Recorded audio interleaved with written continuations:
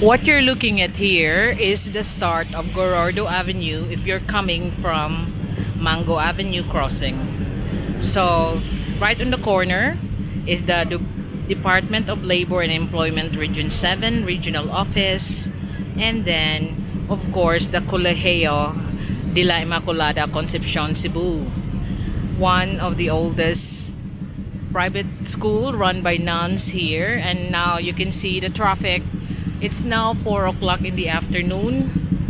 The traffic is really starting to get so heavy because of the school run. Today is Wednesday and just the start of the school, so I'll just have to walk around to see you the streets that anyone that requested. A few or several subscribers requested about the view of Gorordo Avenue because they used to come from here, they used to live here, and now they're living abroad. Now another thing that you notice, the pathways for the people are used as parking space. So I'm here walking, I'm forced to be going to the road. So that is Inmaculada Concepcion, and on the background you can see the buildings rising up, high-rise building rising up, because the back of Inmaculada Concepcion is the Cebu Business Park. And that's the irony, the parking lots are now on the pathways, pedestrian pathways, which is awkward. I don't know why they allow this. And that's Inmaculada Concepcion High School, elementary until college. So it's now dismissal time, and most of you that come from Gorordo Avenue knows where is Inmaculada Concepcion. So the influx of the traffic is now getting heavy. And up ahead coming is the Camp Sotero Lahug Police Station.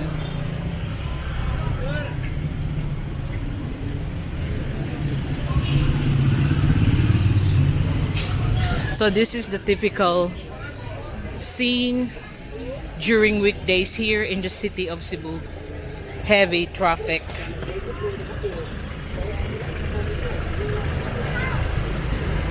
But if you're living around the area, you get used to the heavy traffic. So you got vendors like this all around.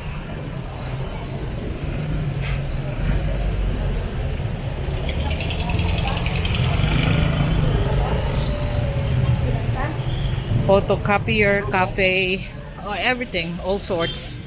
And that's the Camp Sotero Lahug. One of the landmarks of Gorordo Avenue is the police station of Camp Sotero Lahug.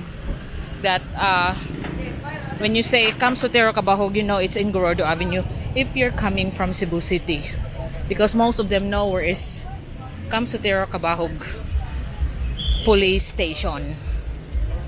So you got the photocopiers, phone shops, another vendors. But this is the scene of traffic, the usual scene that you see during rush hour on a working day.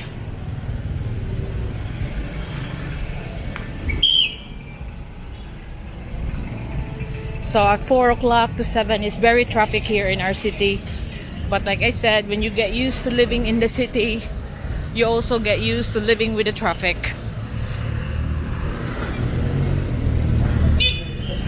So the Gorordo Avenue, straight on to Lahug. I have a video about Lahug, so you can see that it is going to be part of it.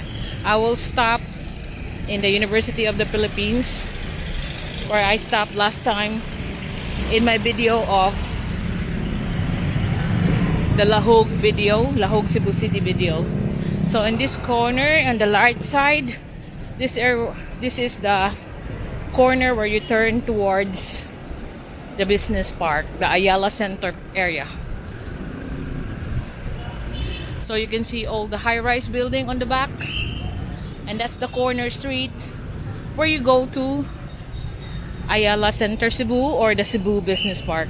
Now as you continue on to Gorordo Avenue, you can see up above all the sky-rise building rising.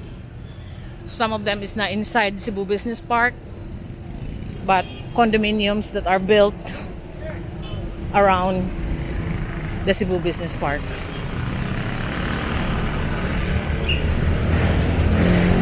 So a lot has been moved, especially this community on the right side of the road. I used to know most of the people here because I myself come from the same place, Gorordo Avenue. And you can see the traffic is getting heavier. It's now 4:15 in the afternoon. You still got this old house that turns into a restaurant, again into a boutique, and then again into another restaurant. But this one that used to be the Morados, now it's got still got other small houses on the back, but half of it are they're already paid by Ayala.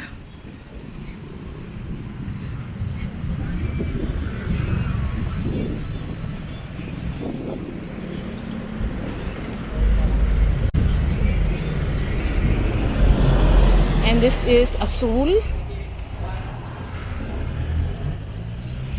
And this is Azul, where you have, if you try the Tuslubua. I'll try that later on. But across is Motor Ace, motorcycle dealer. But the one that I'm gonna feature soon when it open, if you notice, there's KTM showroom here in Cebu, and it's located here in Gorordo Avenue. They are not yet open because they're still displaying their items inside. You can see them doing their display. So that will be another video for me in the future. This is a Yamaha dealer here. I don't know what Yamaha, but maybe later in the year I will feature them. Up ahead on the right side is another landmark here in Gorordo Avenue. Is the Asilo de la Milagrosa Church. I used to go to the school that's provided by the nuns, run by the nuns here in Asilo de la Milagrosa. And this is where I learned to speak English because, like I said, you got a scholarship to go to the nun school, which I was so shocked. And then I didn't realize the nun school is very, very strict. We cannot even speak English inside there. We cannot speak the language, sorry. We only speak English inside the Asilo de la Milagrosa, where I grew up from the age of 5 to 12. So what you're looking at is this man calling for passengers of the jeepney, as if like the passenger don't know what to do, and just ask 5 to 10 pesos from the jeepney driver, so-called calling out for passengers. And this is the mansion of my friend Peter and Damo. Asa Damo? Karon pa mo na abli, no? Balik na ko kay nag-vlog pa ko. Ha? So, I have to continue on. That's the another condominium that's just finished, I think now. I think that's the height of it now. But you can see there's another one coming on the corner of it. That's it. So there'll be two high-rise condominium pricing in that corner, and you can see Caltech Station here. And behind the Caltech Station is the Perpetual Succour Hospital. I actually lived behind this Caltech Station when I was younger. I grew up here. This is the squatters area where I used to come from. And then we were kicked out because the hospital on the back, the building that you can see there, the Perpetual Succour bought the land that we were renting. So, but that's the shanty where I came from. I am not ashamed of it because poverty is never a crime, but I know I succeed now. So I'm quite proud of myself actually. But I still keep in contact to all my friends and neighbors around here. So that's again another way to the Cebu Business Park. That's going to the BIR, the Talamban, the north of Cebu. You will go on the right side when you drive on this road, Gorordo Avenue, and that's taking you to Talamban area. And you continue on. This is going straight on to Lahug. But this is Gorordo Avenue. There's a lot of cafes like everywhere else because Filipinos love their cafes. There's the skyrise building that's coming up there on the corner. This is another very tight area going to the hospital of Perpetual Succour. It's a lot of shanties is living here, and like again, I know there's most people here because I used to walk around this area actually when I was younger. So continue on. Next crossing street will be Iscario Street.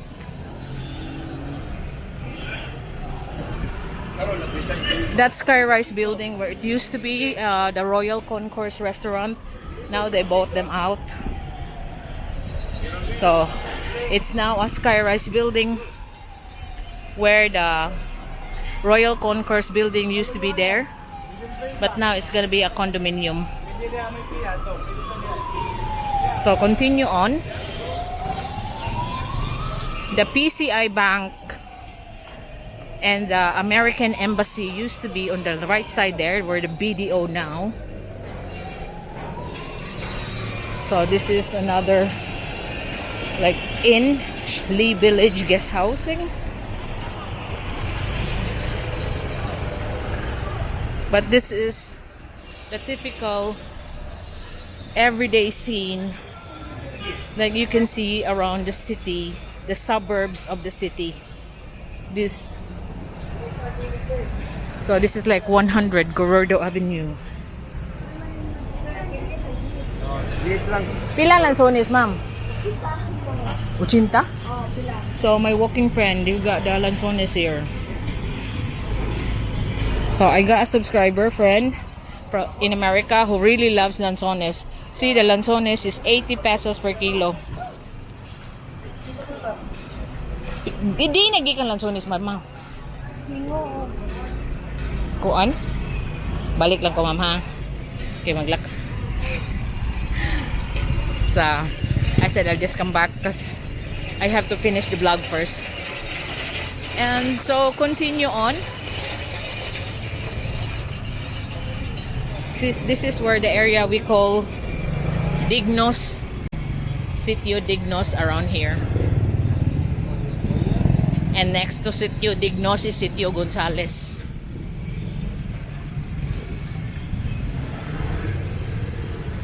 So the old woman that's selling fruit seems to recognize me, and she did. So I'll just go back because she recognized me.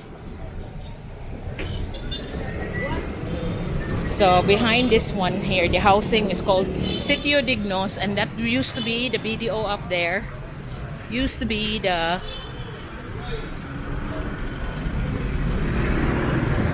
PCI Bank building. It's now the BDO. And the American Embassy used to be there as well. I can remember that when I was younger because people going to America used to queue up there.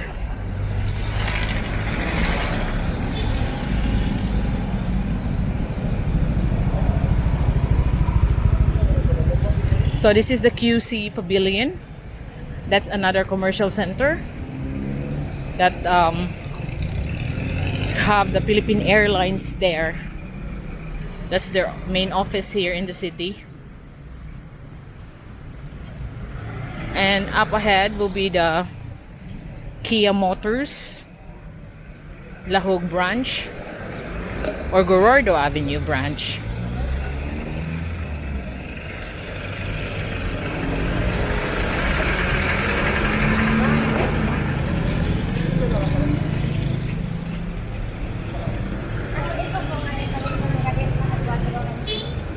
So this is like a corner street where the cars are going in. That's going to Gonzales compound, or the Sitio Gonzales we call it.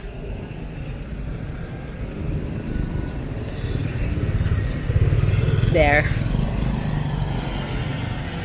Jesus! The woman don't care if she blocks the traffic.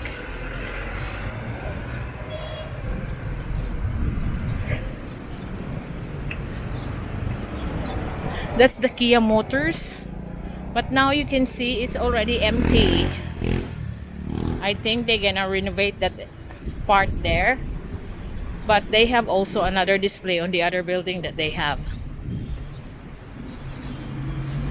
And on this side is the CPUC, the Seventh Adventist Church. And that's the Kia Motors. This one here is from Gateway Motors Corporation. So behind it, you can see the Golden Peak Hotel, because the Golden Peak Hotel is right in the corner of Iscario and Gorordo Avenue Street.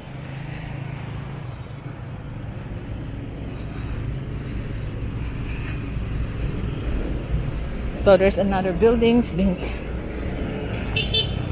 built over here. So excavation permit. Vista Residences proposed condo hotel. Another condo hotel over here coming up.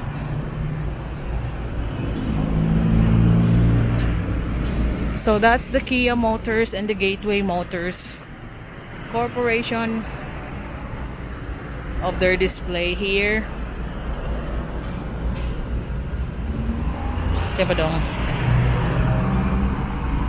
So this is like the stretch of Gorordo Avenue. You are coming up to the corner now, where the crossing of Iscario Street.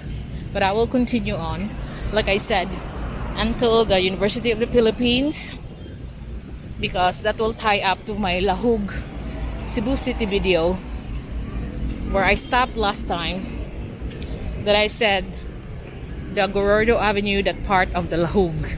This is the Gorordo Avenue that is part of the Barangay Kamputhaw, because after here, where the UP is located, the University of the Philippines, that is where the end of the Barangay Lahug jurisdiction. This Casilda's Bake Shop used to be the bread and butter bake shop, but now it's now called Casilda's.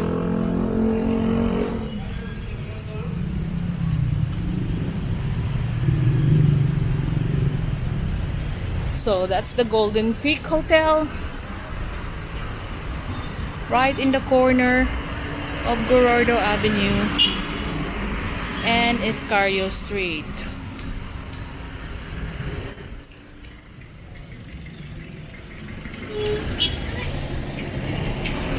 As we walk on, we're now nearing the University of the Philippines. That's the end of the jurisdiction of Barangay Kamputhaw. You have Andok's Chicken here. It's still there, the Tonros Apartel. Malayan Savings Bank.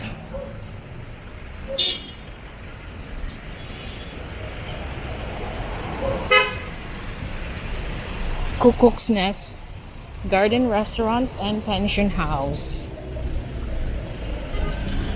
It used to be across the other side, but now they transferred here on the left side.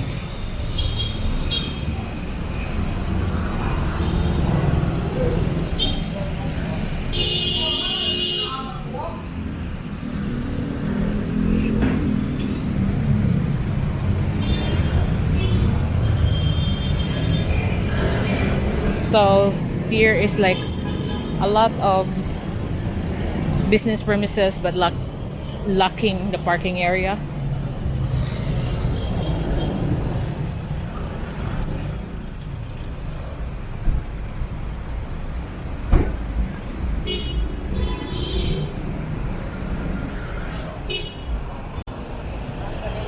we're gonna pass by. This is Harrod's Hotel.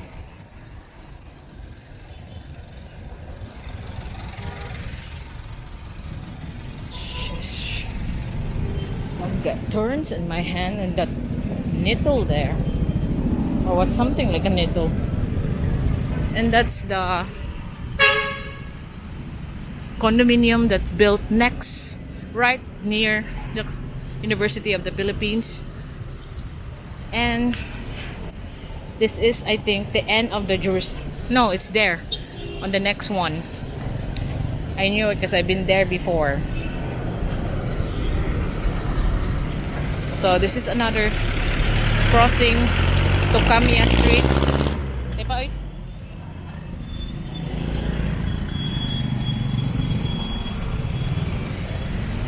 What I just said is time pa oy is what we call wait a minute here in Cebuano language.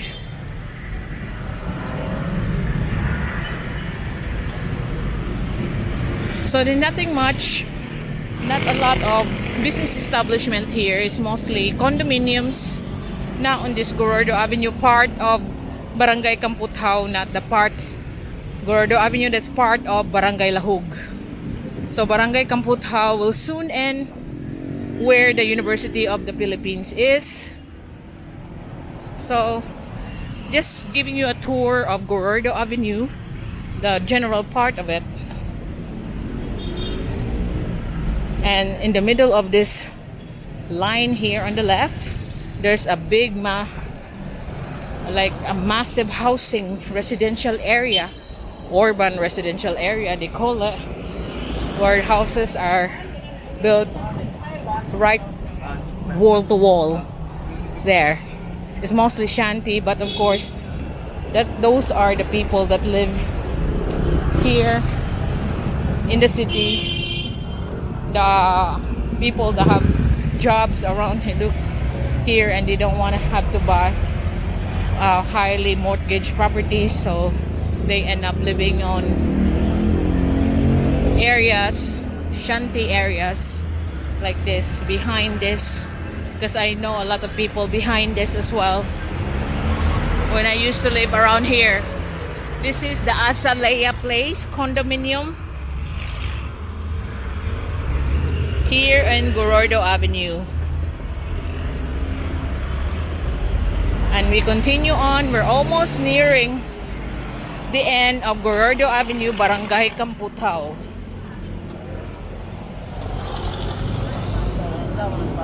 Pilang kilo ana dong? Ni kilo siminto. Portland asa kuan. Paura pariharan do ha. So the price for cement if you buy by kilo is 10 pesos. So a sack of cement have 25 kilos. So you can see what's the price for the whole bag is 250. There's a motorcycle shop, pizza shop, beauty parlors, laundry shop, and this is the University of Cebu. There's two fat cats on the counter.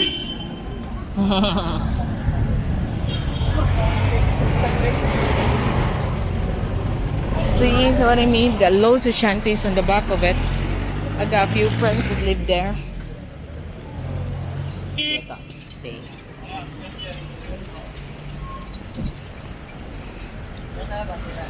And this is the vicinity of the University of the Philippines. And this is where the end of Gorordo Avenue, part of Barangay Kamputhaw, near the Asilo condominium unit.